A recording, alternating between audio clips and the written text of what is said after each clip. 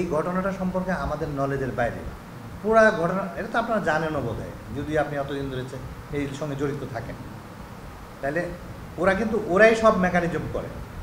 এটা বাস্তবতা, এটা কোনো মানওয়ার্ড না, আমি নিজেকে সেভ করার জন্য বলছি। এটা ওনারা মেকানিজম করে সব ঠিকঠাক করছে, করে হয়তো আমারে বলছে যে তারা তো এসপির সঙ্গে কথা বলে, তারা ওসির সঙ্গে কথা বলে না। এসপি হয়তো আমাকে বলছে যে ঠিক আছে, ওই এক লোক যাচ্ছে, এক অফিসার যাচ্ছে, আপনি একটু হেল্প করেন। তো আমি হয়তো একটা নর্মালি একটা মোবাইল টিম পাঠিয়েছি। উনি হয়তো বলছে যে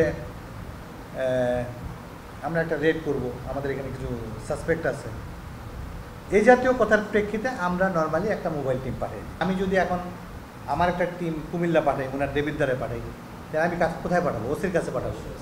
ওসি এটা তার আইনগত বলেই আমার টিমটাকে সে হেল্প করবে। তো আমরা ওইভাবে আমার টিমটাকে আমি দিয়ে দিচ্ছি। এসপি সাহেব না কে জানি বললো, বা ওদের এটা যেহেতু হাই প্রোফাইলের মামলা, এটা ওসি নিজে তদন্ত করবে। আমরা তো কমান্ডের মানে নির্দেশে চলি, এটা আপনি বুঝে নিন।